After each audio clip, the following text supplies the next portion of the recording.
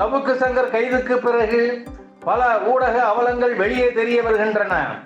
பல கதைகள் பேசப்படுகின்றன. அதில் ஒன்று, ஊடகத்தில் இருப்பவர்கள் பரவலாக அதிகார புரோக்கர்களாக செயல்படுகிறார்கள் என்ற கருத்து. இது இன்று வலுவாக பேசப்பட்டு வருகிறது.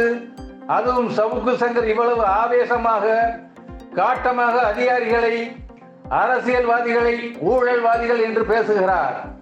அவ்வாறு பேசி ஊழல் அதிகாரிகளிடமிருந்தும் ஊழல் அரசியல்வாதிகளிடமிருந்தும் பெரும் பணம் பெற்றுக்கொண்டு புரோக்கராக செயல்படுகிறார்.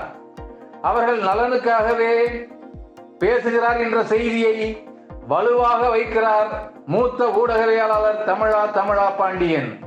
இதே கருத்தை இன்னும் ஆக்ரோஷமாக முன்வைத்து சவுக்கு சங்கரை சிறையில் தள்ள வேண்டும் என்கிறார் வழக்கறிஞர் பசும்பொன் பாண்டியன். இது போன்ற செய்திகள், குற்றச்சாட்டுக்கள் பொதுமக்கள் மத்தியில் அதிர்ச்சியை ஏற்படுத்துகிறது. சவுக்கு சங்கர் மிக காட்டமாக சில காவல் அலுவலர்களை குறை கூறி பேசுவது, மட்டம் தட்டுவது, அவர்களின் நற்பெயருக்கு களங்கம் விளைவிப்பது எல்லாமே தெளிவான உள்நோக்கம் கொண்டதாக இருக்கிறது.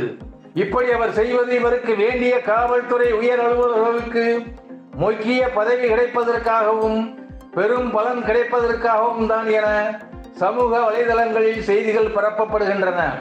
அது மட்டுமல்லாது, மூத்த ஊடகவியலாளர்கள் பலர் நடுநிலை முகமூடி அணிந்து கொண்டு ஏதாவது ஒரு அரசியல் கட்சிக்கு சார்பாக சாதகமாக சமூக வலைதளங்களில் தோன்றி பேசுகிறார்கள்.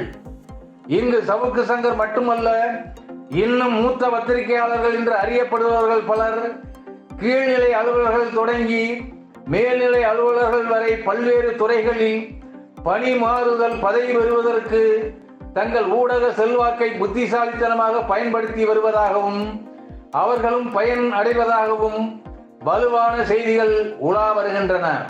அதில் பெருமளவுக்கு உண்மை இருக்கிறது.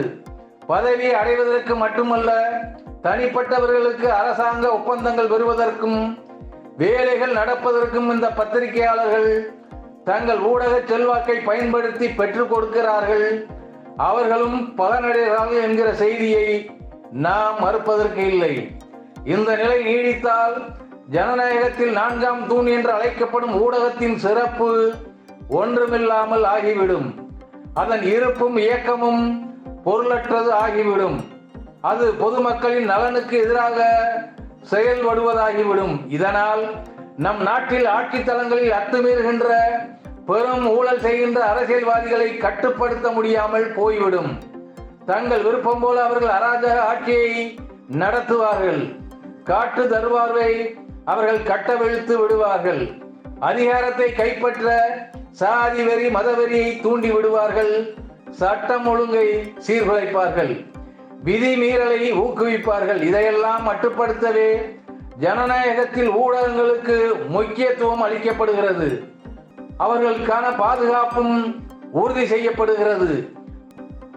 முறையற்ற ஆட்சி செய்கின்ற ஊழல்வாதிகளை, சாதி மத வெறியர்களை முறையாக விமர்சனம் செய்ய பெரும் வாய்ப்பு ஊடகத்திற்கு அளித்திருக்கிறார்கள். அந்த அடிப்படையில் தான் ஊடகங்கள் மதிப்பு மிக்கவர்களாக நம் மக்கள் மனதில் மாறுகின்றன. ஊடகத்தினர் நினைத்தால் ஒரு மோசமான ஆட்சியை மாற்ற முடியும் என்கிற அளவிற்கு வல்லமை பொருந்தியதாக அது மாறுகிறது. ஆனால் இன்றைய காலகட்டத்தில் முக்கிய ஊடகங்கள் பல ஒருபுறம் ஆட்சிக்கு அடிபணிந்து போகின்ற அவலம் நடக்கிறது.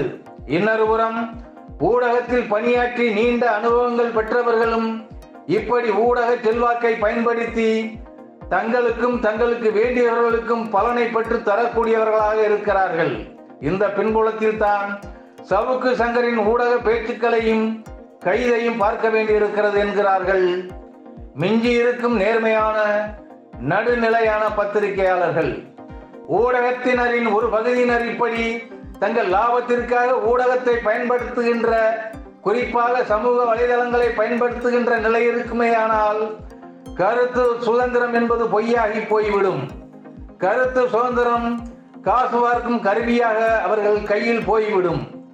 அரசு அடக்குமுறை ஏவி விடப்படுகிற பொழுது இப்படிப்பட்ட ஊடகத்தினர் கருத்து சுதந்திரம் என்கின்ற பாதுகாப்பு கேடயத்தை பயன்படுத்த முடியாமல் போய்விடும். கருத்து சுதந்திரம் என்பது அரசியலமைப்பு சட்டம் நமக்கு கொடுத்திருக்கும் அடிப்படை உரிமை.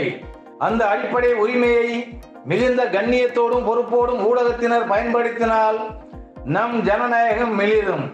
அந்த கருத்து சுதந்திரத்தை காசு பார்க்கும் கருவியாய் பயன்படுத்த தொடங்கினால் அது ஆபத்தாக முடிந்துவிடும் என்பதை ஊடகத்தினரின் ஒரு பகுதியினர் உணர்ந்தால் அவர்களுக்கு நல்லது, நாட்டிற்கும் நல்லது. இந்த வீடியோ உங்களுக்கு பிடித்திருந்தா லைக் பண்ணுங்க, ஷேர் பண்ணுங்க.